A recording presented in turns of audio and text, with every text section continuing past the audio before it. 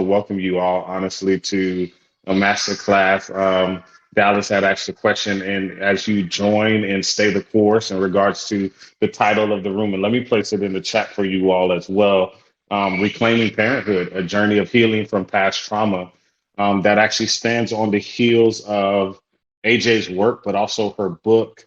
And I'll be using parts of excerpts from the book to kind of whet your palate in regards to not just her journey, but the lived experience. And it's just a minuscule bit of all that she has been through. But today we are going to have the immense pleasure of learning from someone who embodies, I believe, she uses the word hope and determination, but I want to add strength, resilience, and a relentless pursuit of healing as an individual and also as a parent. So just briefly, I have a longer bio, by the way, AJ, about you based on the things I trolled and was able to find out. But I'm just going to Wow. say, I'll say right now, you all, you heard I have her book in my hand right now. If you go online through Amazon, you will see it. It's Get Up While It Still Hurts. And I'll put the link as we're talking. But she's an acclaimed author. She's a mental health expert, a passionate advocate, for someone who has bravely navigated the complexities of parenting alongside personal challenges. I believe her experience has fueled her to become a beacon of hope as she uses that word, not just for herself, not just for her family, but for many. And also, what I'm very actually, I will say this boldly, I'm I admire her academic rigor, right? I think some people get A pluses simply because school is their job, right? That's all they have to do. But when you talk about everything you get to hear that she's done as her role as a mother that has shaped her in her perspectives in a manner, I think you will see that her academic rigor is real and it's nurturing and it's instructive. So before we dive deep into this, you all, in this the heart of this session, I want to invite you all to open up your minds, your hearts, as Peck Scott says, lay yourself aside so that your heart palpitations can open up to the insights of AJ as she shares with us. But before we move forward, you all, and welcome Annie, welcome Jason, welcome SWK. What I want to do is create a sense of community. So if you all would just join me and tickle my fancy, we would love to know where everyone is joining in from. And just please place your location in the chat. Just place your location in the chat, and we'll just take note of that. The chat is working as well, AJ. Um, and I'll also place my location as well. I'm in Winter Springs, Florida. Let me see. Yep, Winter Springs, Florida.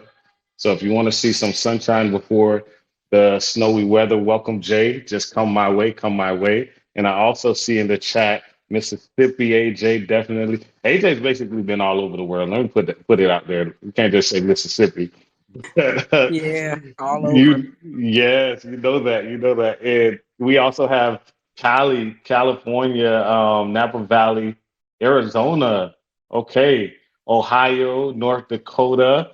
All right, so we're connected everywhere. We're connected every and actually, Jay, as we AJ, as we doing this, I would actually be interested in you just highlighting if one of these places that you see in the chat before we go into it, because I see Dallas, I see Oceanside, California.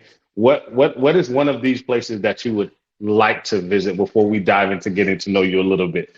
Do you mind unmuting and telling us? So let's see. I'm looking. And now, hey Jason, I did love Arizona. I hiked the Grand Canyon. I did a mountain. I hiked a mountain. Visited what is it? Tombstone. I'm a Tombstone fan. That's my favorite movie. So I Ooh, went to the city of Tombstone. Cleveland. I've been to Cleveland. Um, I would love to visit Napa Valley, like California. ooh. I really would. Yeah, Okay, I really, okay, yeah. all right. All right. As you all can see, hiker, you're gonna actually we're gonna do this after I do some of the formalities, and you all have seen me in some of the other rooms. I'm actually going to do the this or that game, but we're going to use it to get to know AJ a little bit more and also get a sense of what does reclaim parenthood look like? What is her experience? So thank you all for joining me. We see we're from a diverse regions and places all over. But I want to also welcome anyone that may be new to this space. Welcome, Nadia. I know you're not new as well, but anyone that's listening at any time that you're listening, just know that this is a special place. It's a sanctuary, but it's also called circles, right? It's where the beginning and the ends meet, but it's also where circles as a organization, a mission is seeking to address the world's loneliness the epidemic that the U.S. surgeon has called an epidemic by connecting people to a small group of others that are dealing with similar life challenges. And you've heard me say it to date, it's over 150. We're actually close to 160 now. And on the Circles app, you can find on demand 24/7 small audio rooms by moderators with lived experiences and also peers like yourself. But what I say is this is the biggest interdisciplinary team. And you will get a sense of that when I go through AJ's bio, why I'm actually telling you this. And a note for any of the listeners, note that we're going to be recording, it's currently recording as well. And this link will be available later after this session via Spotify. But I want to get to know AJ a little bit more. I hope you do too as well. I'll be monitoring the chat for Lauderdale, Florida. Shout out. And hey, Nadia again. So I would love to get to know you real quick, AJ. So this is a quick game of this or that, right? And your responses will basically give us a little picture of your guiding principles and your healing journey. You ready to start? I'm ready. All right, you sure? I'm ready. I'm ready. Okay. All right, all right. So I'm gonna start with a silly one that I created, and you can just give us your why. So socks with sandals or pineapple on pizza. That is hard. What? You better Socks not with say. socks with sandals. I am not no pineapple on pizza. So socks with Okay, sandals. I gotta clap that one up. I just gotta clap that one up. I love that answer. I'm definitely I hate pineapple on pizza, and you all and Jason agrees. You all can join us in the chat. Just go ahead and place what your choice is. But you're learning that actually AJ is part of the great divide, right? No pineapple on pizza. Let's get into a little serious one here, because we're here for a purpose, right? We're here for a purpose, and some people are probably trying to figure out what is reclaiming parenthood. And I had a chance to talk to Shamar Bird, who's another facilitator, and we talked about single parenthood, right? And I know you talk about that in your book as well, and that's also part of your lived experience. So this or that, talking to your child transparently about your fears or protecting them and keeping your worries to yourself.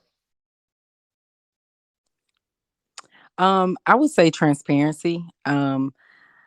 Because when we're transparent with them, they understand that we've been where they are, right? So that's like one of the hardest things, especially for teenagers, to kind of grasp because they see us as parents, right? So it's hard for them to understand that we've been where you are. This is Mm, why I'm telling you this. It's because I made this mistake, or I'm telling you you're going down the wrong road, or I do have these fears. I am afraid. And I am very honest with my kids, my children. I'm a single parent. So I'm very upfront and honest with them, um, which my parents were with us as well about, I'm afraid that this, and this is going to happen if you do this. You know what I'm saying?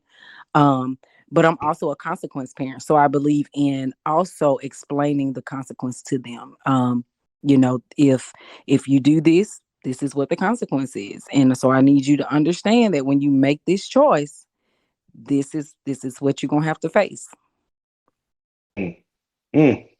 I love what I'm hearing already. I love what I'm hearing already. And I got to just take a quick pause because I don't think you all understand like consequent parent in this aspect of transparency. And so, in all transparency, AJ, I have a longer bio. I sent you a shorter version, but I need to let people know what we're about to get into. Because sometimes, we package the hour that we're with individuals, but you have a lived experience, right? Sometimes I say there's no such thing as an expert, but there's always someone with a lived experience where we all can share. But I think there's an expert level to your journey. And so not only are you a mental health expert, right? Not only do you have a commendable background that spans across academic, professional, and personal landscapes, right? You have your bachelor in science degree in public health, I believe, master's degree in public administration, a doctoral education specialist degree in adult education. Her literary contributions, Valley to Victory. You can see this actually in her bio. And also, again, I want to put this out there. Now get up while it still hurts. 10 stories of hope, faith, and determination.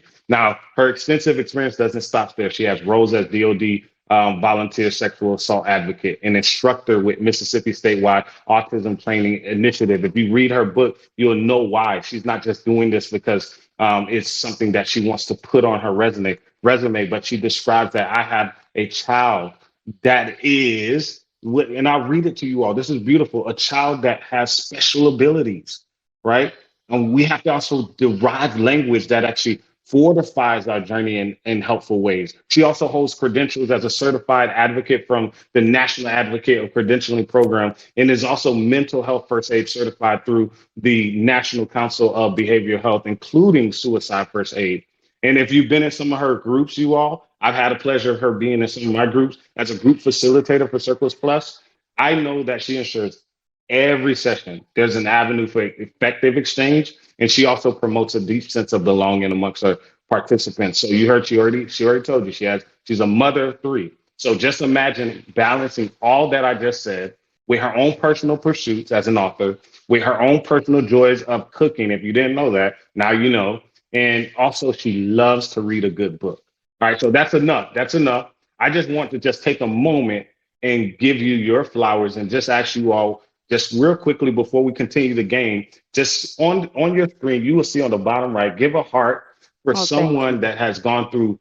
You're welcome. I listen. At my personal pursuits, my professional development has been curated by Black women. So I'm just gonna tell you straight up, I have a love for you that you may not even know. But and I know you're affectionately known as AJ, but to me, you're known as someone that I believe that God has placed here for a specific reason, a specific purpose. So join me again. Let's give those hearts, you all. Join me again, and we'll then kick off this. We'll kick off this conversation here as we go into it. And so now let's go into one more. Um, and we heard this aspect of you're the consequence parent, but you also want to remind them that not only I've been there where you are, but I've also traversed it, right? So let me ask a follow-up question on that. How does that choice as being someone that chooses transparency, right, impact your emotional connection with your child? It's it's opened several doors over the years for them to know that I understand. So the very first book that I was in is called The Mom and Me. And my chapter in that book, and it became a bestseller as well on Amazon. My chapter in that book is called Mommy is Depressed. And so I went very deep into my battle with depression after a significant death in my life and suicide, being a suicide attempt survivor and grief and being a parent and just all of that. And I went so deep into that. And my kids read it. Like my kids read that chapter, and it really kind of helped them be able to see me very vulnerable, so they understood that, yeah, that's mama, but like, they were able to see me in a very vulnerable light, I think, and it kind of helped them be a little bit more mindful sometimes. My daughter's always walking in, Mom, you okay? I'll be like, girl, I'm fine, what you want? I love that. I love that. I love that. I love that. And not only are you vulnerable, but we would say you keep it real, right? And I think that that's also important as Yeah. we share. But I want to go to one last thing before we transition to just a more open space about your book and a semi-structured interview, and then afterwards share with us what's on your heart, what you feel led to share. But in your book, there's an excerpt that you mentioned feeling burnt out as a mother, right? So let me ask you this question. I know your answer, but I want us to hear um, which one, self-care or self-sacrifice? Self-care. For Ah. many years I did not do self-care at all. I was too busy. I was too busy being a mom. I was too busy being I was too busy self-sacrificing to even think about self-care. And that's what led me to that point. And so I had to really learn the importance of self-care. And self-care doesn't have to be like taking a trip. Self-care can merely be sitting out on the porch drinking me a cup of coffee in the silence. Mm. In the silence. I love that. In the silence and the quietness of solitude. It doesn't actually Right. have to be something so big, but it's something that allows us to embrace the moment, be in the moment, and also be with ourselves, right? That's interesting. That's very interesting. I like that because tomorrow's my birthday, as you know, and I Happy that's what one thing. birthday. Hey, I received a free birthday celebration. And this is part of it, right? Just being with people. So I want to ask a question in regards to your journey, right? With our last question about self-care or self-sacrifice. So you said self-care, which I believe I read in the choice of the book, right? But how has prioritizing self-care over self-sacrifice affected your ability to parent and heal from your past? So it's an everyday journey, right? Because I've been so accustomed to self-sacrifice, not only just as a parent, but as a person, right? I grew up in the country. I grew up with a huge, my family is huge, and there's the continuation of self-sacrifice from generation to generation, right? And you don't complain. I was taught you don't complain about anything that you do for your family. You don't feel no type of way. You know what I'm saying? And so that reaching that point is what made me start to pay attention. So and honestly it took me breaking, like literally breaking as a parent to really say, you know what, I got to step back. I need to really evaluate and start to look at myself and what do I need to do to be healthy for my children. Because a lot of the time as parents, we're so busy sacrificing for our children that we don't even realize that we so unhealthy that we can't even parent appropriately. Uh-oh. Ooh.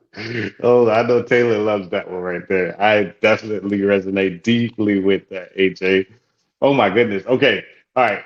I'm gonna switch gears real quick because I'm already excited. I know you're paving the way for us to get more understanding in parenting, right? And I loved your lens of personal growth and healing. And as I said, you all, this is a testament of resilience. I already can tell you all when AJ shared. I'm also someone that in 2008, I had my bout with suicide ideation. When I heard this in AJ, she shared this with our group facilitators, my heart just resonated with her. My heart reached out with her because I know to be where she's at, it's not a facade, right? It's one that impacts her spiritual guidance that she has in her life as well. So thank you for the initial icebreaker. But here's what I would like to ask you because I know your faith actually has girded you a lot, AJ. And this, I've sold this. You know, I'm a plagiarizer. Yeah, I would tell everyone I plagiarized this, but Krista Tippett on Being's podcast is my favorite. And one question that often surfaces on her discussions is one about spiritual upbringing for her guests. So, AJ, you come back. You said you come from a large family, right? And then also you talked about your diverse experiences of traveling. So, could you share how your spiritual upbringing, it's specifically, particularly your childhood, shaped the person you are today? So I grew up in the church, right? I grew up singing in the choir, leading songs, praise team, in church, even when I didn't want to be in church.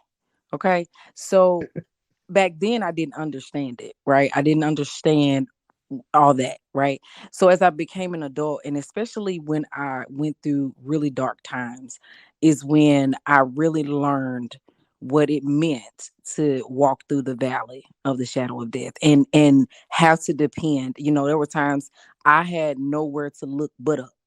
And I know a lot of us have been there.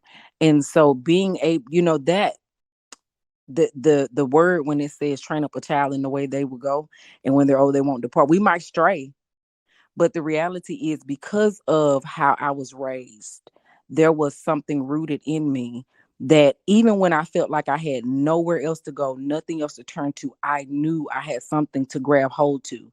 No matter how bad it looked, I knew I knew that God was always there. Even when I wasn't being the child that I needed to be to him, he still was being the father that he always promised to be to me. So it was very instrumental in being able to navigate the dark times and the hard times, and even at points in my life where I was suicidal and I attempted suicide.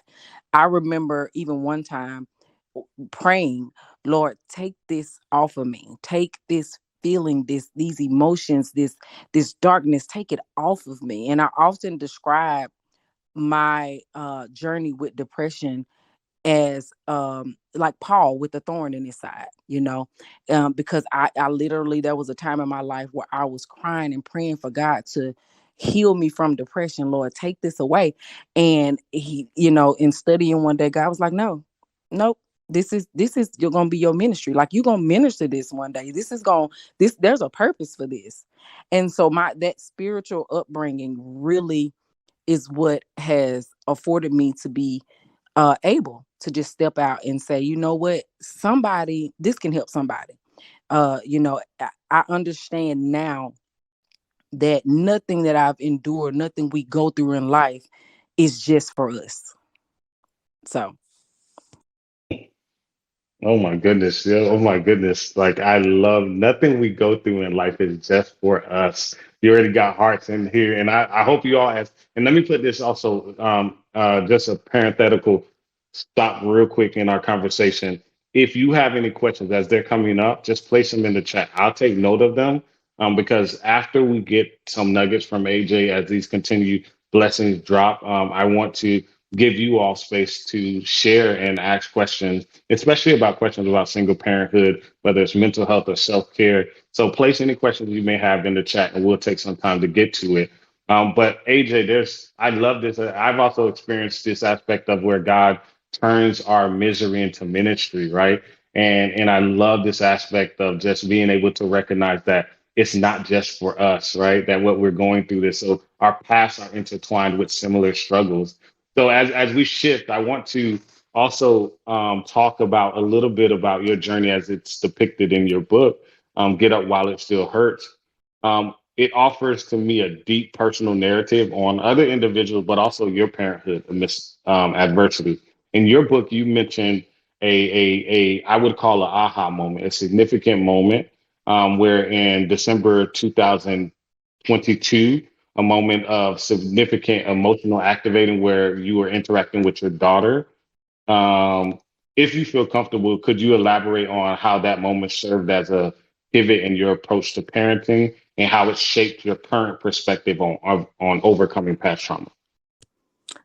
yes, so that event, my daughter is the product of an abusive relationship. Okay. I'm a domestic violence survivor. And he was significantly abusive in the aspect that I was running for my life. Literally packed my oldest son up. He was one, put him in the car, threw his car seat in the car. We traveled 3 hours in the middle of the night with a blanket, a diaper bag, and like a bag of clothes. That was it. And so I was pregnant with my daughter at the time. And so because of what I had endured with her father, being locked in the house at gunpoint for days, just y'all can't, I'm telling you, you can't fathom. Um, but I survived. And so in December of 2022, I had not been long come back from my last deployment. And I was still away on active duty. I was still 2 hours away from home. So I would come home on the weekends. My mom was here with my kids. And I would come home on the weekends and I would go back. And, a lot of people don't realize being military when you're deployed away from your kids and stuff, and I had been on these deployments back and forth overseas for like 2 years. And so it I didn't I knew it was affecting my children. I knew, but it was just hard for me to, I'm a parent, I'm trying to provide, I'm trying to, and I'm military, I gotta do what I gotta do. Hmm. And so my daughter ran away. She ran away to her friend's house. And when I made it over there, I went and got her. We went back over by my sister's house, which was close there. And she just went into this whole spiel about not being loved and all of this stuff. And I mean, she was crying and she was clapping her hands and all this stuff. And in that moment, I didn't even hear her. I didn't see her. The only thing that I heard and saw was her dad. And I did not realize it in the moment, but it was PTSD, right? And because a lot of people, when they think of PTSD, they only think of military trauma, but you can have PTSD from any kind of trauma. And so I didn't recognize that in the moment. I just knew that I couldn't handle it. Like I could not handle it. And so my mom stayed in there dealing with her. Um, and I just kind of, I knew that I was not in a place to be able to address it in a healthy manner. So that Sunday we went to church like normal. Um, and that Monday I had to be back at the base, so I left back out that Monday. And in my mind, I'm thinking, okay, I'm gonna give us a week to cool off. I'm gonna get back home on the weekend, and we're gonna sit down and talk. Well, when I got back to the base, I could not get it together.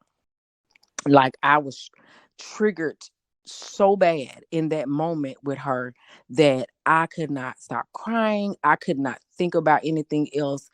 I started back having nightmares about the abuse and things like that. And so I'm like, okay, I've forgiven him. Like I've forgiven him. I've moved forward with life. This was, my daughter was 14 at the time, so this was like 13 years ago. Like I was good. I'm good. But that trigger, that moment sent me back to a place. Uh, it was as if I was reliving the whole thing. So to be a parent and to be in such an intense place with your child and not even see her, not even hear her. I literally was hearing and seeing her dad in that moment. And so it was, yeah, it was very significant. And so I actually, in that moment right there in my uniform, called the medical squadron. I was like, hey, I need some help. Like, I need to go now. Like, I need help right now. I need to get back in therapy. So yeah. And so I have continued therapy to specifically address the PTSD associated not only with that, but with my military trauma, and just even childhood trauma. Because I tell you one thing about therapy is you don't really, you look, I told him I didn't know I was this messed up, and y'all, this ain't right. But it has really, really um helped, and not only just my healing, but being able to help my children. Um, and it really is what made me start to focus on trauma parenting and learning about trauma parenting and how we really can project our traumas and our triggers and things on it kind of comes out in our parenting styles. And sometimes we only realize it because there were some things that I've learned in learning about trauma parenting that I've done with my kids through the years that was actually really rooted in trauma, right? The way that I addressed something, or the how I handled it, it wasn't even really just the situation with them. It wasn't what they actually did. It was trauma. And I was responding from a traumatic place, right? So, and I always give the example now. My mama called me OCD, but I don't think I'm OCD. But I grew up, the way that I grew up was you did not leave dirty dishes in the sink. You did not, the kitchen had to be clean before you went to bed, right? And if it wasn't, guess what? You was woken up with a switch or a belt. And so I was so programmed by that, that all my life, even with my kids, I don't believe in going to bed with a dirty kitchen. And if I get up in the morning and there's food on the counter or something, there was a time where I would lose it. I would be like, I done told y'all about going to bed. I mean, I would wake the house up screaming and hollering. And so I had to, that was one of the biggest trauma responses that I had to really learn about. That was the biggest thing. I was like, wow, like that's a trauma response. So yeah, it's been really enlightening. I'm thankful for that experience because it I have learned so much about not only myself but healing and educating, learning about trauma parenting. And it's even led to forgiveness with my family because I had to really accept the fact that there was some things that I went through as a child that was traumatic, but it was because my parents didn't know any better because they was parented out of trauma, right? And their parents was parented out of trauma. So I always say it stops with me, right? It stops with me because when you know better, you do better. There's so much there. There's so much there. It stops with me. It stops with me. Breaking the generational trauma, but also recognizing the trauma parenting, and also I appreciate it. And I'm gonna stick to the script as well. I do have a follow-up prompt here and question for you, because you talked about the complexities of raising a teenager and a preteen. But how do you balance that delicate process of sharing painful truths with the need to protect your children, right? Because we talked about transparency, but there's this need that I need you to know this about me or about you or about what has happened, with the fact that you're still wanting to protect them because you know that there's a certain experience that can, just like you shared, like if we don't get the help that we need at that point in time, it can actually be something that inhibits us from actually motivating us to do any other parts of our day. They may not want to go to school and things of that nature. So how did you find that balance, or is that something you're still searching for? I think it's an everyday process, right? Because I believe in lifelong learning. So I believe that Mm, we learn every day.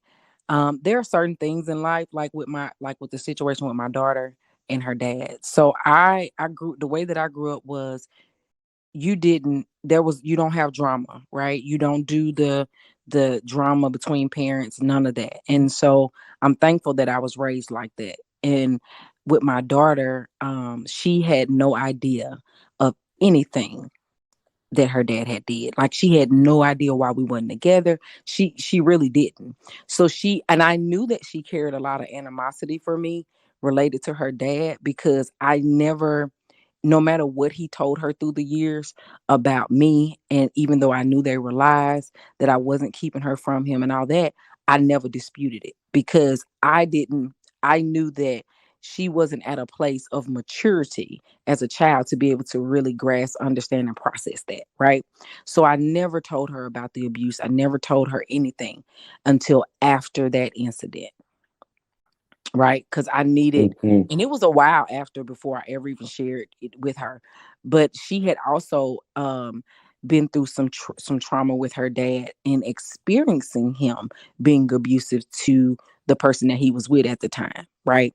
And that was a few years before last year, and so that I felt the need to protect her when she was younger because she when you're a child, certain things are just too hard for you to kind of process, right? Mhm. So I knew that sitting down with her at 10, 9, 8, 11, even 12, and saying, your dad tried to kill me. Your dad did this. This is why we're not together. He held me at gunpoint. He beat me. He did that would have done a lot more damage to her in the long run. And I really felt it was important that I not only protect her, but also that she form her own relationship in perspective of her dad based on her own experiences.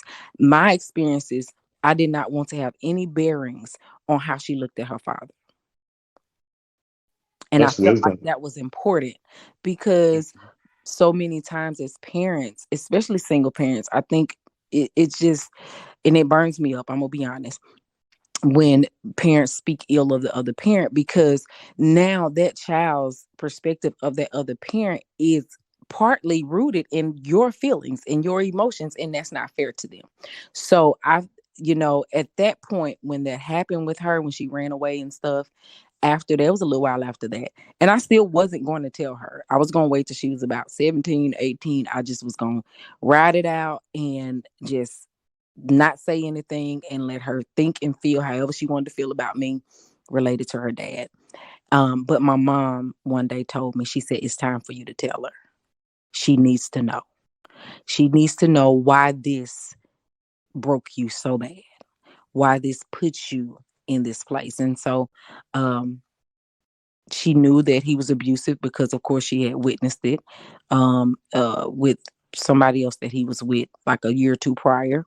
But being able to, and I really didn't divulge everything. I just kind of I really sugarcoated and explained to her that he was abusive to me and that's why we were not together. That I felt like he's still her father and that she is always to respect him. I don't care how you feel about him, but you're going to respect him. And that her relationship with her dad was completely up to her. She was going on 15. I put the ball completely in her court because for years I had really fostered their relationship. I had really made sure that she stayed in contact with him and all of that. Because I felt it was important for me to do that when she was younger. When she was going on 15, I said it's completely your choice.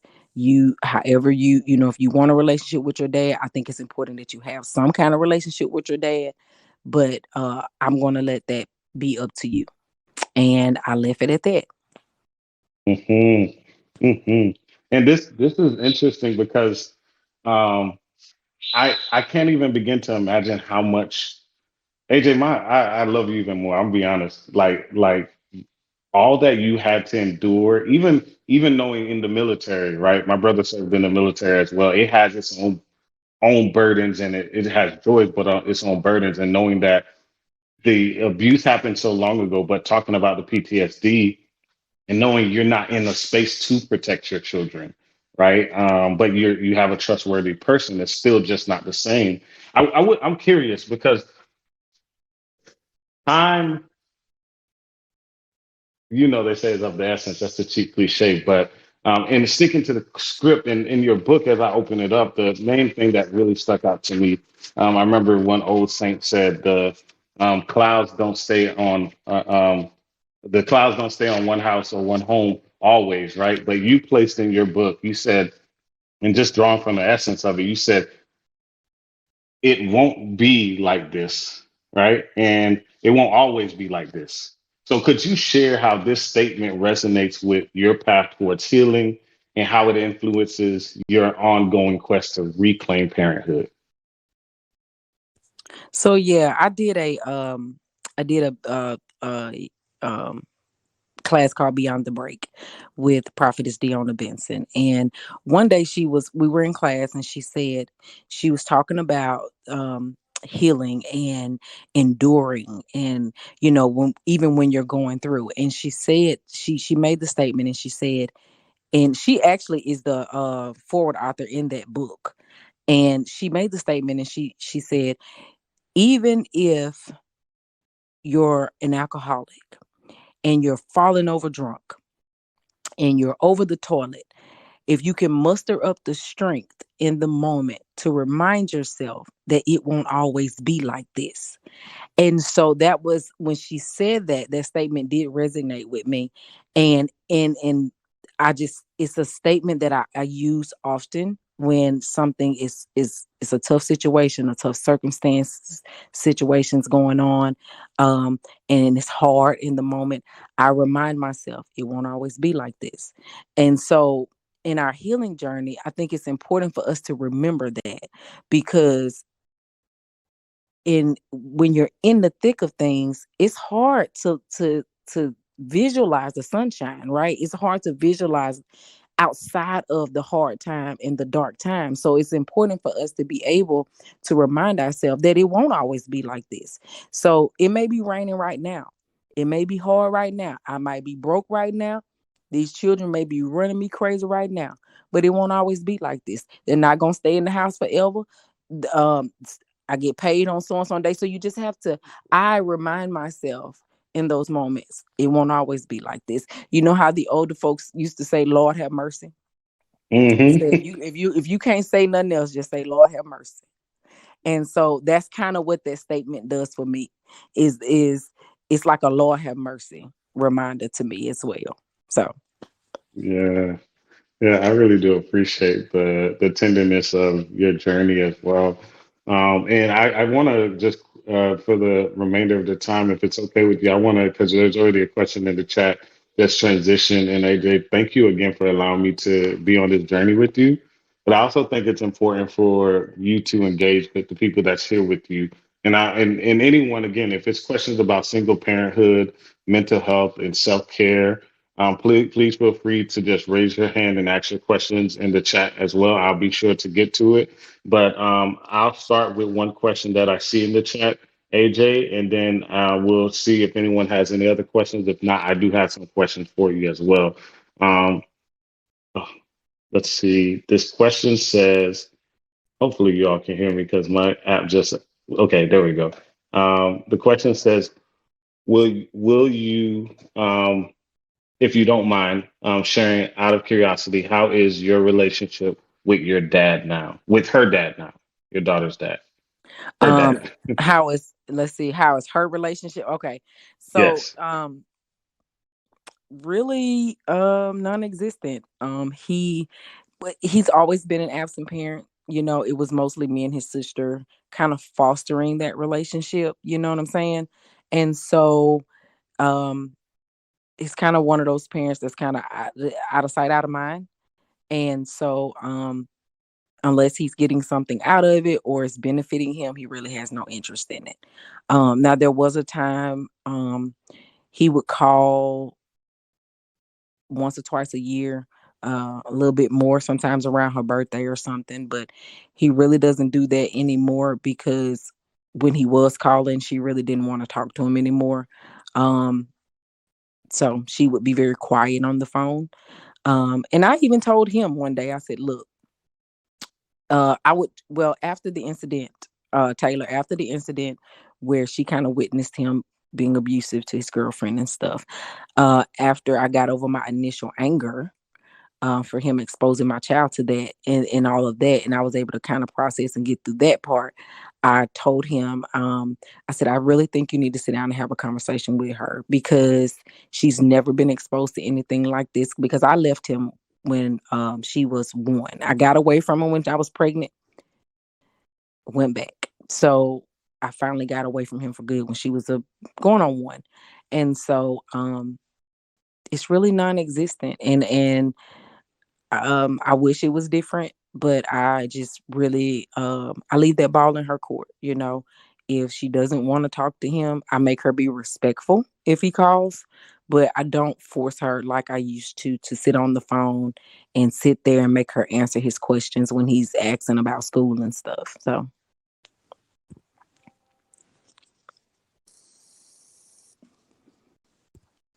I love it. I love it. And it looks like Taylor, you know me. You feel free to raise your hand and speak afterwards. And AJ, you also know me. This is your space.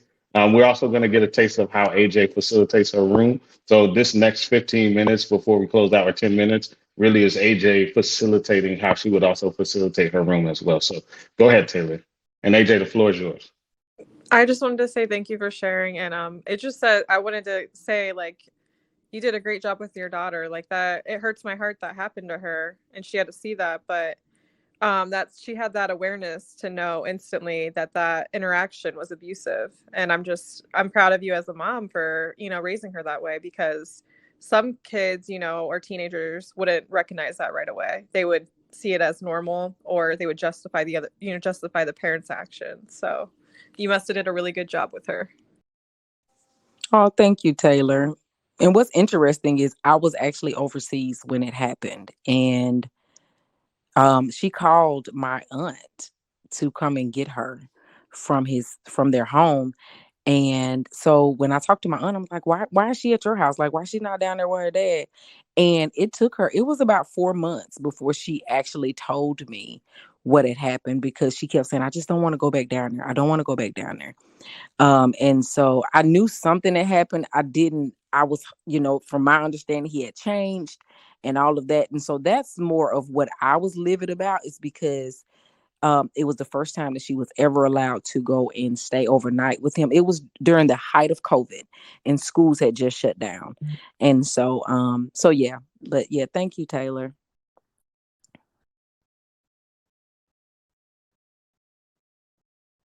And so anyone else have any questions? I'm always open. I'm really an open book. I feel like our testimonies really help other people, while also healing us. So let's see the See the chat. chat. Oh, okay. Oh, okay. Thank you, Thank you, Denard. Denard. AJ is Dallas. My name's Sonia. I'm in Dallas. Okay. Okay. Yeah. Yeah, Okay. yeah. Go ahead. Go ahead. Yes. Well, I was married to a doctor 30 years ago, and he was an abusive narcissist for children, not me. But the children grew up and one wanted to live with him for the last of high school. And I led her with grace, and I never said anything wrong about him. But she did understand the lesson that she learned in that household of something that is a wealthy, that no one else can give financially, monetarily, but they both are psychologists now. And one's in teen addiction in Dallas, and the other is in Arizona as a psychologist also. So I guess preserving the dignity of not speaking bad about the other and just keeping a good household. And these are the rules, and we're going to follow them. And this is what we do in our house.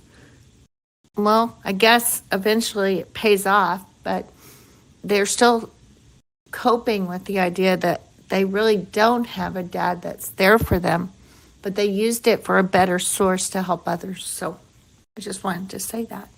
And if you ever come to Dallas, I'd like to take you to a friend of TJ Jake's Potter House. We're very close, and he would really love to have you there. Oh, awesome. Thank you, Dallas. And I think that's awesome. And actually, that's probably a lot more common than I think we really know. And when a lot of children who grow up and with traumas, that's a lot of psychologists actually. That's what kind of drove them into psychology and wanting to help people. For me as well. Being a person that I know that I've been through a lot. I recognize that even from a child. I was molested as a child, and so I had a lot of anger. I had a lot of frustration, and I think with my daughter, I could understand, a lot of her anger and frustration. My dad was an absent dad. My stepdad, who's my bonus, well, I call him my bonus dad. He's deceased now, but he raised us, and he was a great dad to us. So I did have a dad. It wasn't that I didn't have a dad, but it was still very painful. And that was one of the ways that I explained to my daughter, I understand what you're going through. Like, your feelings are your feelings. And they, I can't tell you how to feel, but I can empathize with you because I know what it feels like to have a dad who is very absent and really just shows no interest in you. And I even explained to him what really helped her understand that I could relate was, she was like, but he right there in my grandparents, her great grandparents, he's right there. So you was raised, that he right there. I said, yeah, he's right there. But there was times I would go out there to see my dad, and he would close the door in my face because he just wasn't that kind of dad. And so I had to get to a place in my life where I really, people ask about my relationship with my dad, and I tell them it's very surface because I'm my dad's oldest child, and I'm the only one that will have anything to do with him. But it is very surface level, and I had to forgive him, and I had to do my own healing. And my mentality is this: regardless of his choices not to be a dad, I'm still going to be the daughter to him that I'm supposed to be. Right. So when he's sick, when he needs something, anything, I do it because he's still my father. He still helped create me. So I give him that respect. Now, will we ever probably go sit down and eat anywhere and hang out? Probably not. And I'm okay with that. I've made peace with that part because I did have that in my bonus dad. But it really has that was one of the connecting factors with me and my daughter, is being able to relate to those emotions of anger and frustration, and why don't you want to be a dad, like not being able to understand that. So I was able to relate to her in that way. So yeah, go ahead, Sherry. Hi, AJ. I just want to go back real quick. I don't know if you could see my chat, but when you were talking about, the experience with your daughter running away, all that, and then being so triggered and realizing like that, okay, hang on, this is like about the trauma that I went through when I was a kid. Like, I've got young adult children right now, and I just thought, oh, I left all that behind, like this doesn't bother me, blah blah blah. Like, I've been a teacher for 35 years. I've dealt with a lot of kids, and it's just like, But now some of the stuff my young adult, my biological kids are going through is just triggering me so hard. And I've only come to realize the last, I don't know what, like maybe 6 months, that it's because of what I went through as a kid. And I just want some, maybe some tips or pointers on like, how did you come, I heard you say you came to that conclusion, but what would, I mean, I just pray a lot, honestly, because I'm sort of just don't have anything. I hear that you got some help when you were in the military, you were able to do some counseling, but I'd love to hear, more about your experience of how you dealt with understanding like that you're so triggered, like I can't I can't do anything here. Like I'm just so upset. So one of the things is, and this is an everyday thing, right? So to think that we'll ever really arrive and it'll be perfect, not going to happen. But like I just have to be very conscious in the moment. So there are times where I don't say anything because I know that if I say something, I'm probably going to say it in a very angry way, or I'm not going to address it appropriately. So I just don't say anything in the moment, right? That's been one of my biggest things, is walking away in the moment and just coming back when I've had time to process and think through it and think of a solution or a way to address it. Has been what has really helped me. I pray a lot. Some situations I've actually prayed on for days, and so I don't even address it for days. You know, um, More recently, one of the things, like I talked about with the food on the counter, right? So sometimes I just go ahead and wipe it up instead of fussing. I just do whatever, um, or I make my son, because usually it's him that don't went in there and fix something for breakfast and then clean up behind himself. I just make him come in there and do it instead of fussing. Hey, come clean up your mess, you know. Um, but yeah, just share. I would say just be more conscious in the moment, kind of pay more attention to what it is that's triggering you, but also why it's triggering you. Learning the why behind the trigger is what has really helped me. um really helped me. I learned that my issue with food, with the crumbs on the counter, wasn't even about the crumbs on the counter. It was about the need for control, which then went back to through therapy. I learned that certain things in my childhood that made me feel like I had no control, and then also into that abusive relationship, those things like being locked in a house at gunpoint for days. I had no control. Like I couldn't get out. No matter what I did, I couldn't escape. And I got to a point in that situation where I literally laid down. I was pregnant with my daughter. I laid down on the floor and was like, just please, just shoot me. Like you just kill me. And so to have to feel so out of control to the point where you will accept someone shooting you, that those are things that, so I had to get to the root of the triggers in order to be able to learn how to handle them in the moment in a healthy way. So I hope I answered your question. Go ahead, Charm.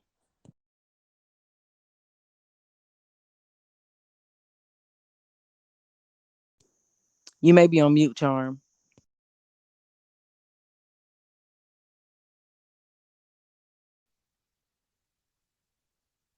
Yeah, Tom has been having some difficulties with the audio. I'm hoping that our tech support can actually look into that with her. Okay. Uh, Sorry about that. Yeah, There you I'm go. sorry. Yeah, I couldn't get the mute button to work.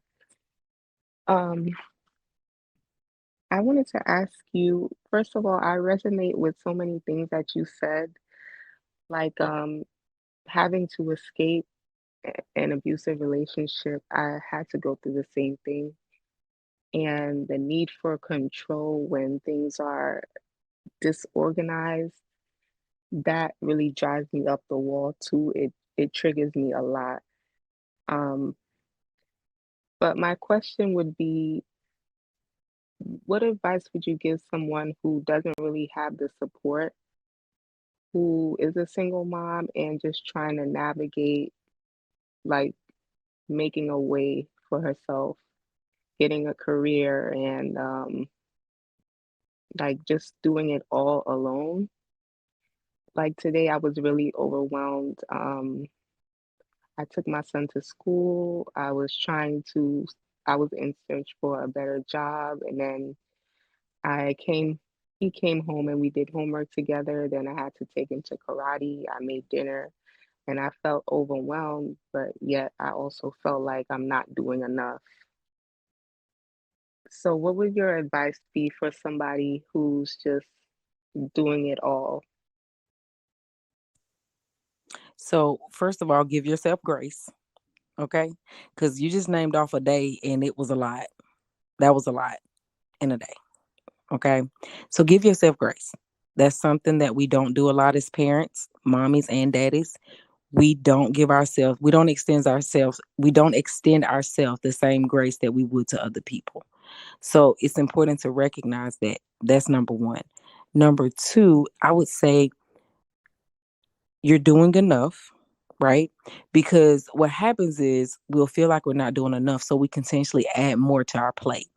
And then we're continuously more and more overwhelmed until we get to a point where we can't take anymore, right? Um, One thing I did, like I'm a single parent. And so there was a time before my dad died, my bonus dad died and my mom moved down here. They lived 3 hours away, right? So there was a time and when it was just me and my kids. Now I have siblings that have always lived in the area down here. Me and my siblings all moved down here when we became adults to the Mississippi Gulf Coast. But there was a time when it was just me and my kids, right? So I had like my two oldest ones were 3 and 4, so they were in Head Start. And I was pregnant with my baby. I was in a bachelor's program at school. I was working 2 full-time jobs, and I was doing the Air National Guard. And so I overwhelmed is an understatement, okay? But during that time, it was a necessity. Like I was doing it out of necessity. So, but what happened is I got burnt out. I got burnt out really fast because I realized that I was really overextending myself because I felt like I wasn't doing enough. And so there was a point when my kids were 8, 9, 10, and they were in all these sports and going to school. And I was still in school. I think I was in a master's program by that time and stuff. And I was like, y'all got to pick 2 things a piece. Like, that's it. One thing, and they can't be in the same season because it was just me. Right. So I'm going to school. I'm working full time. I'm in the guard. I'm doing all this. And I didn't give myself a lot of grace as a parent. I never felt like I was doing enough. And so I just had to get to a place, honestly, Charm, that I was like, you know what? I am doing enough. I show up for every event. I show up at school. I make sure they're doing their homework. I make sure I check grades at least 2 or 3 times a week. We go to church, we go to different events. We're always doing something. We go on vacation. Um, they're comfortable. They have food. They have clothes. We're doing enough. We're doing enough, you know. And then I was trying to think of it was something else I was going to tell you, and it kind of left my mind. But definitely give yourself the grace. And one thing I always advise to single mothers and single dads is work to set your life up as if it's only you. So even if you had support, that was one thing that I always tried to do was set my life up as if all my kids had was me. So I never wanted to have to inconvenience anybody to take them to practice or to pick them up from school. It didn't always work out like that, but I tried to, for the most part, make it where I was always able to be present and being present and feeling like I wasn't doing enough. A lot of the times I did overextend myself. And so I just say to you, don't overextend yourself, right? Give yourself the grace. Know that you're doing what you need to do as a parent. And that's it, right? You're providing, you're showing up, you're being present, you're providing support, you're helping with homework. You're doing what you're supposed to do and need to do as a parent. So don't feel like you have to overextend yourself to prove, because a lot of times we're only trying to prove it to ourselves, right? And a lot of the times as single parents, we get into a situation where we feel overwhelmed by not having support because we've overextended ourselves. So just pay attention to that part. So I hope I answered your question, Charm. Yes, that was very helpful. Thank you. You're And welcome. and the grace part is something that I really need to hear, and it's something that I definitely need to work on is having grace for myself because a hard part is accepting that I'm doing this alone. So I kind of beat myself up for that. Right. Right. Give yourself that grace. And Dinar in the chat, he said celebrate. Is that Renee or oh that's Renee? She said celebrate the small stuff. If I cook, I dance while I cook. I'm doing great. I agree, Renee. Like just a lot of the times as parents we are so busy parenting that we even forget to enjoy the small stuff in life. Even with our kids, I'm guilty of it.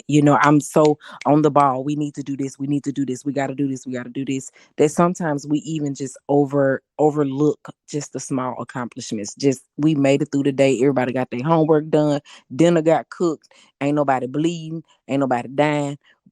It's a win. I love that. Ain't nobody bleeding, ain't nobody dying, and that's so true. And I know, the other thing is, AJ, every good thing has to come to an end, but this doesn't actually. By the way, AJ has a group that you can join if you click on her masterful picture. She got y'all. AJ never got a picture where she ain't got her makeup did, her hair did. You look at the back of her book, looking all fancy, got the power pose. Yeah, AJ, I'm watching you. I'm watching you, but I'm so proud of you. No, seriously, Thank all jokes you. aside, no, you're welcome, AJ. I'm seriously, I'm proud of you. I'm in admiration of you. And as I said in a lot of my other groups, I believe what Kate Bowler says.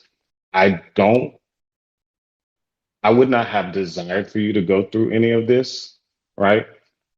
But I know that you're a voice for many now, a guide for those that are troubled, a beacon of knowledge and resilience. And as we close, you all, I just really want to just. There was a lot of advice. There was a lot of things that were shared and said today.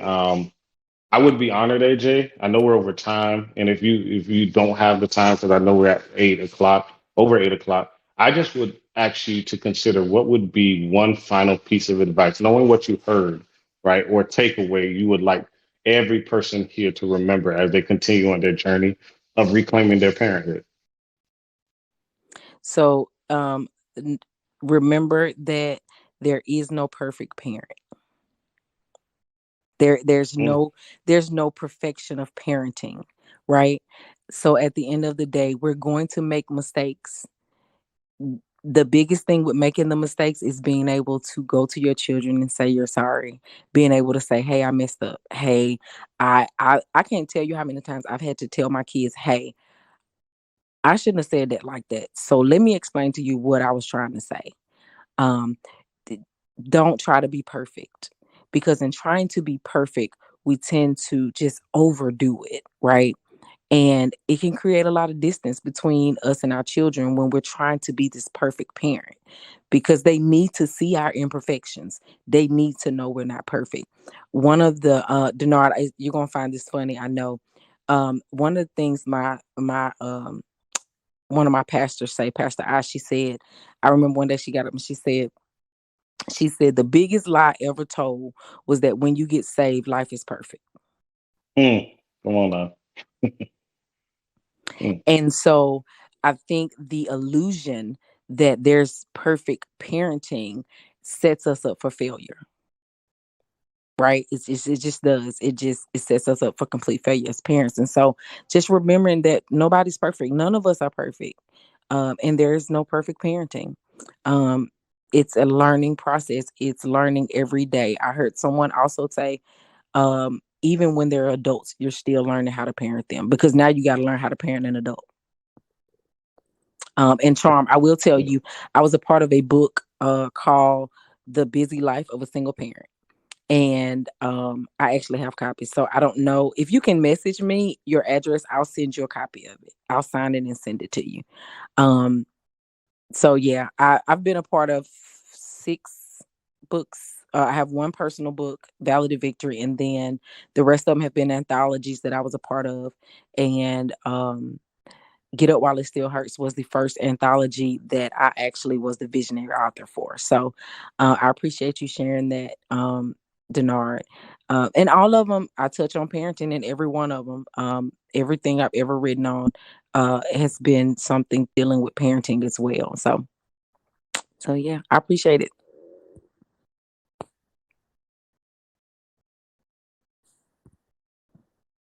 So Charm, if you can, message me, Denard, will she be able to send me a message? I think she will be able to. I just followed you, and Okay, I'm there you gonna go. message you. Okay, You yeah. got it. Yeah, Spot on, message me, spot on. Charm, and I'll send you a signed copy of that book because it is very. I actually reread those anthologies, like certain things Mm-hmm. that I run into with parenting. I will pull the mom and me out and read a chapter specifically relating to it. I'll share this really quick, Denard, before we get off. And how Don't rush. somebody Take your time, AJ. and Don't rush. how somebody else's testimony can really help us. So um both of my older teenagers have had pregnancy scares, my son and my daughter, right?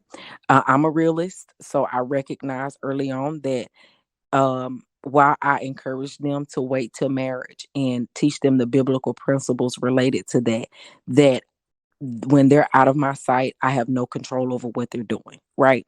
So we've talked about safe sex. We've talked about all that stuff through the years. So both of them had pregnancy scares. I can't tell you how fast I went and pulled that Mom and Me book because I remember one of the authors in there, one of the co-authors with me in there wrote on parenting a parenting a teenager, a pregnant teenager. I think that was the name, parenting a pregnant teenager. I read that chapter like 3 times to get my mind together to be able to address the concern. Um, and my daughter was very pleasantly surprised because she expected me to blow a gasket, right? And I was so calm. I was so calm. I just went and got it and was like, "Here, go pee on this." And I was like, "I just want you to know that if by chance you are pregnant, you're going to raise it. I am not raising another baby. I'm going to support you, but you are going to raise that baby if you're pregnant." So, yeah. I love it. I love it. I love it. Ladies and gentlemen, I just want to just again, I'm saying gentlemen because I'm here, by the way. I would like to take this moment to just again thank AJ for her gift, not just what you shared, not just your insight, but you being you, right? Showing up in this space. If you all can heart with me, or however you would like to share that love, I'm actually going to heart on the screen. And as you all are doing this, I want to read part of something that stood out. And again, I'm wetting the palate, you all. But AJ says, hope is one powerful component in life that can be a driving force in daily getting up. The hope things will change, the hope in someone or something, but mainly the hope in God, can drive us to keep moving, even if we are dragging our feet and with tears in our eyes. I pray that those words be a blessing, a motivation to change, a walk in the direction to say, where are these words anchored? And they're anchored in the book of the anthology curated by AJ Riley, Get Up While It Still Hurts. But most importantly, join a group. I thank you, AJ, again for your vulnerability, your wisdom, your guidance. And I thank everyone here, you all, for joining this space, right? May you move forward with courage, understanding, and a renewed sense of hope. Blessings. I love you all. And AJ, again, thank you, my dear sister, for being you. Bye, everyone.